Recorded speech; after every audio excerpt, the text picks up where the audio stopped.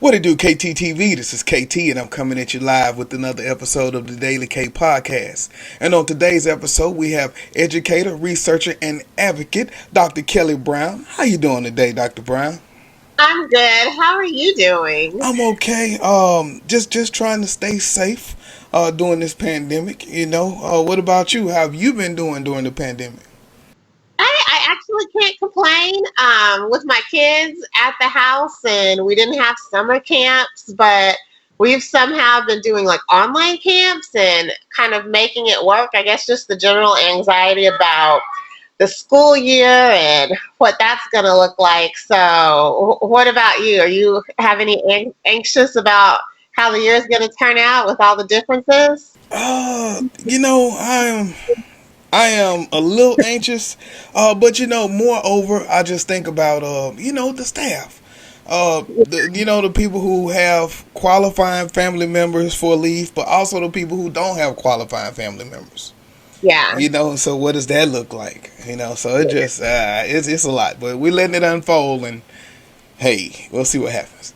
Yeah. We'll see. Yeah. So as we get into things, can you give us a little bit about your background in education and why the work in equity is so important to you? Yeah, so you can probably guess that the work in equity has been important to me since my K-12 days. And I started off in A-Leaf at Best Elementary was my first campus that I was a teacher at. And I've gone to I've been to three different campuses, but as you know, A-Leaf is very diverse. And so making sure to meet the needs of all students was kind of where I got my foundation, and it was a great one. So from there, got my master's and I was working on my doctorate, and I was an assistant principal at the time, and writing my dissertation, things were going a little slow with all of the additional duties. So when I resigned my position, I focused on my doc program, and I also started at the same time an alternative teacher certification program. One of my interests at the time in A-Leaf was I really enjoyed working with like the student teachers and working with new teachers, and so I felt like it was just a good offshoot from there. So when I graduated, I got a job as a postdoc, and then I'm faculty at Prairie View, and I'm currently now at Lamar. Congratulations on just moving up and just doing things your way. Uh, Yeah.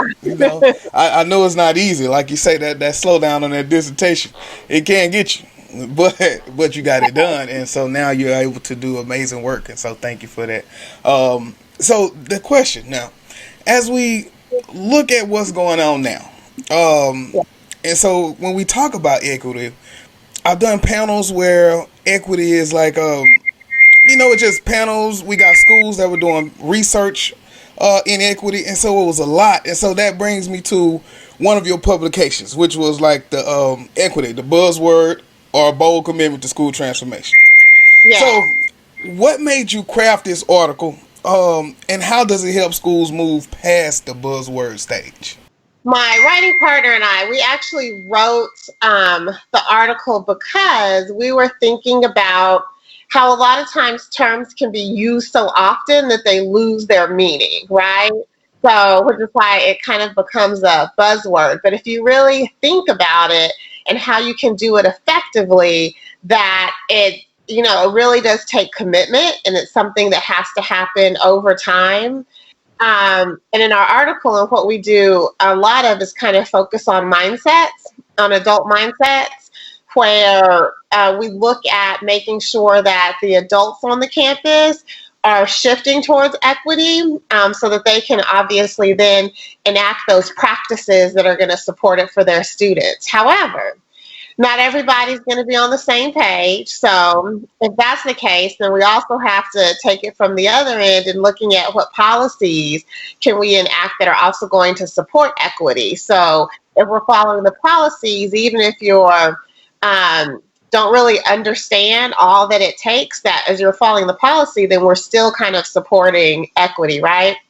And so it really takes a lot of reflection, internal reflection. But if you don't know what your biases are, then you want to do it in an environment that's safe, right? So we want to have like a reflective discourse so people can really understand not only their experiences and how they are perceived in the world, but then also try and understand others, right? How their belief about themselves and about others, and kind of relook at this truth and the truth that we all live, and how your truth could be different from others. Um, and then so once you do that, then we have to dive into like that professional learning that's going to be going towards equity, right? So we have to do the mindset, and then we also have to do the work. And a lot of times when you're having conversations about race specifically, that it makes people feel uncomfortable.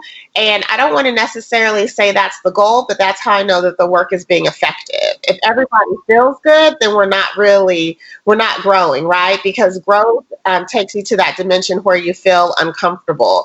And at the end of the day, being aware of your biases is necessary, but it doesn't result in a change in practice. And so we need to get to those changes in practices. So that's just kind of what, as almost a mirror to some school leaders to think about, are we just throwing it around that it sounds good, or are you really ready to commit to the work that it takes? Yes, and after being a part of that panel and talking to the school leaders all over the state, it's some work.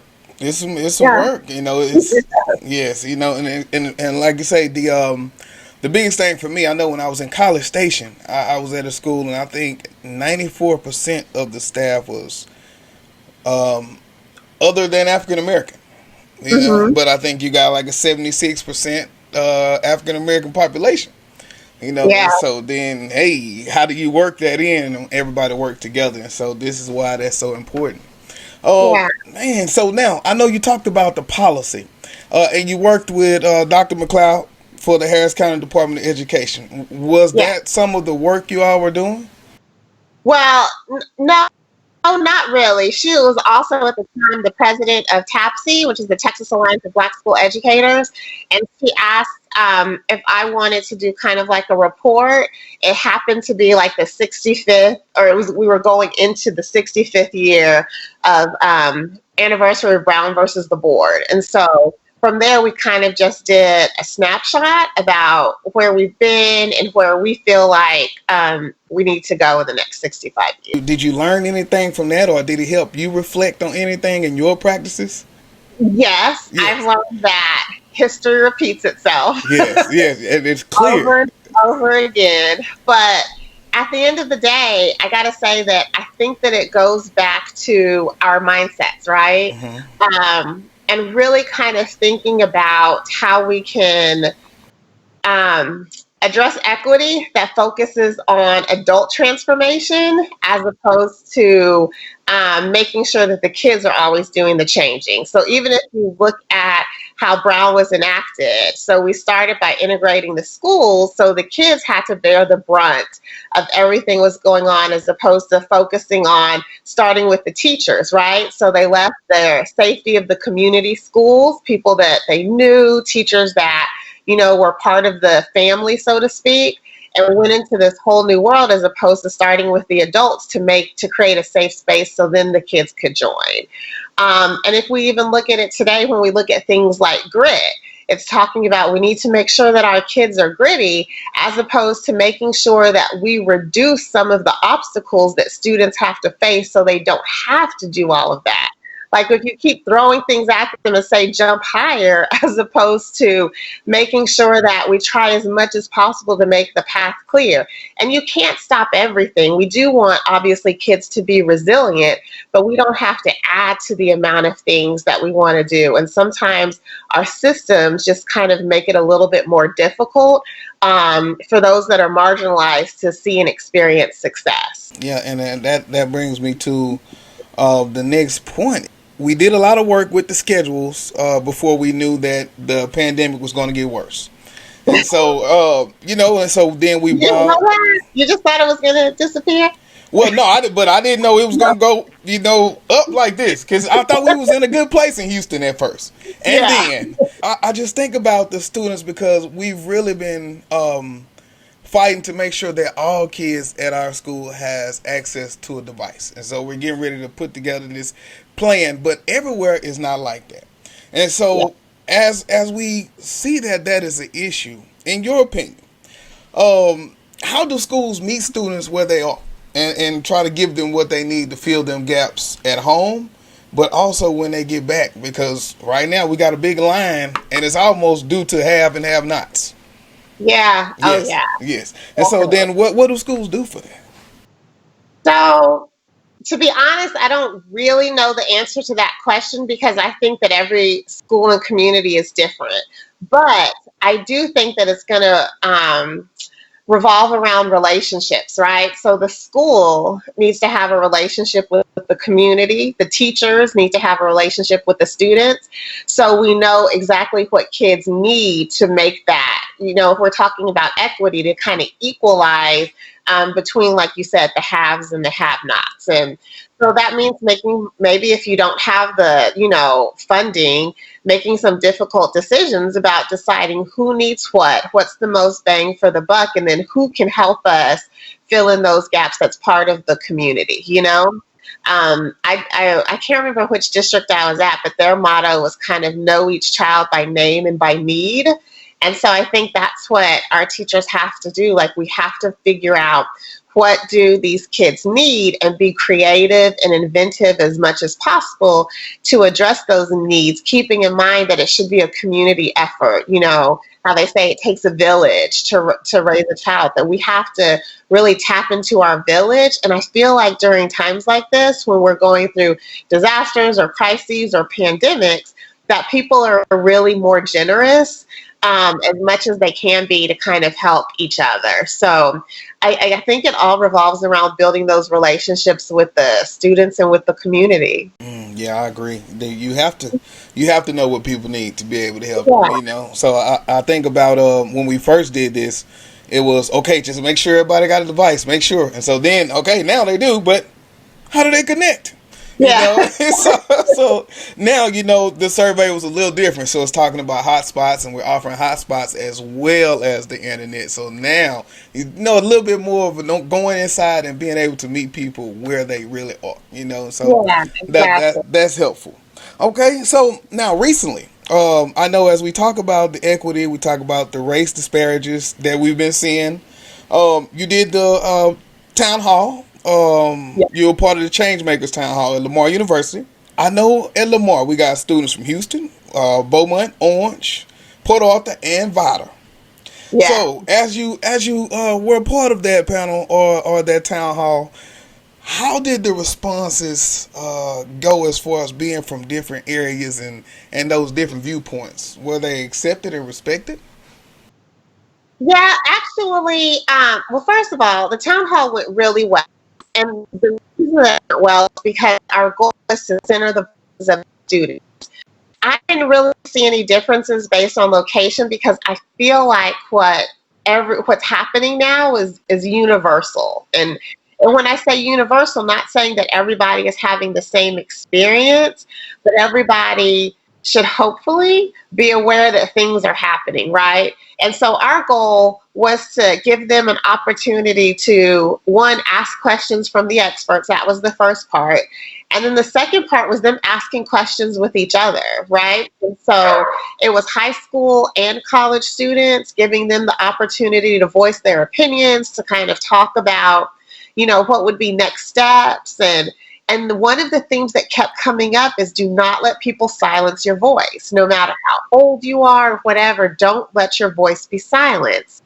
And so that kind of centered around the conversations. Now, since then, I've heard from some of the students that said that they created a voter registration drive at their high school, or in the community around their high school, and continuing to have these conversations. And we're still looking at doing that at Lamar also.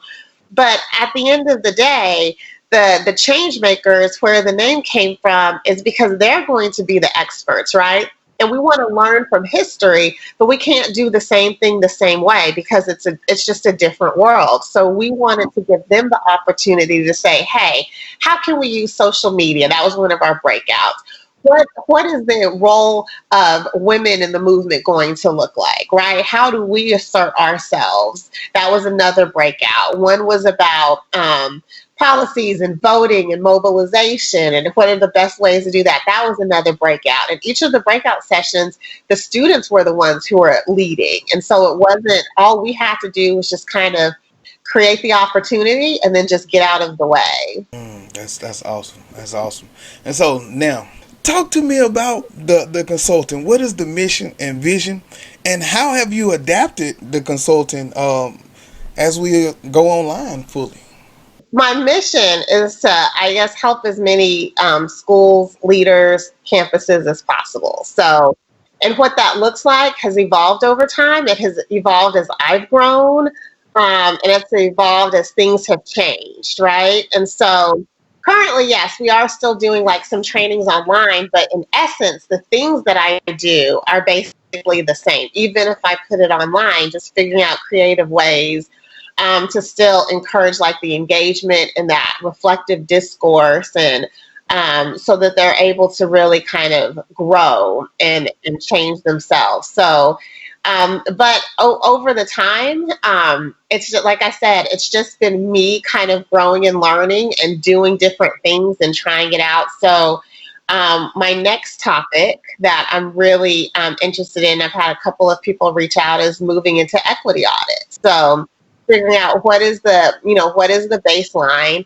and how can we continue to, so once we know where we are, what is kind of the prescribed medicine, so to speak, to get us to where we need to be. And that takes a lot of reflection, because a lot of times we're very quick to tout numbers that look good, but when we take a deep dive into the numbers that maybe don't look so good on the surface, then it's an opportunity for growth and it's an opportunity for reflection. And at the end of the day, once we start to address the least of us, then it raises, it improves society as a whole, right? The campus society and the broader community. So really looking into that and figuring out how we can do it the best way possible. I like that. I like that. So now, as we wrap it up, teachers are Mhm. on their way back. What do you have of just wisdom or encouragement from someone who's been in those shoes as a first year teacher, but now with a little twist on it? What would you say to encourage somebody? Um, So for me, and I don't want to like plug what we're doing, but I think this equity audit is a great start. First of all, when I was a first year teacher, I remember thinking, or I don't even know what I was thinking, but I wasn't ready for what walked into that room. And so, but over the years, some people would say, I grew and I got better. But I think just really taking the time to read, to learn, and to reflect, because nobody's perfect, obviously, and so we're all going to be making mistakes, and especially in these uncharted times, like mistakes are going to be made. But being able to be open and honest and do the absolute best that you can while you're taking care of yourself, right? Because you can't pour from an empty cup. So I know that the teachers, the leaders, administrators, all school personnel are going to be having to dig deep to figure out new ways to engage and ensure that students are being successful in however you define that. And as you do that, don't forget that you have to take care of yourself so you can always be fully present for the kids, because the kids are the ones who need the best of us. Amen. I totally agree. Thank you for that. Awesome words, Dr. Brown. All right. So now, if I want to get in touch with you regarding the audits or your publications, books, how do I get in touch with you? So my website is drkbrown.com. I'm also on Twitter at Dr. K.A. Brown, and that's the same as LinkedIn, Dr. K.A. Brown. All right. Well, I want to say again, thank you for taking some time out of the busy schedule and quarantine life today. I appreciate Thank it. you. All Thank you right. for the opportunity. I appreciate it. No Your problem. platform. This is KT for KTTeeV signing out. 100.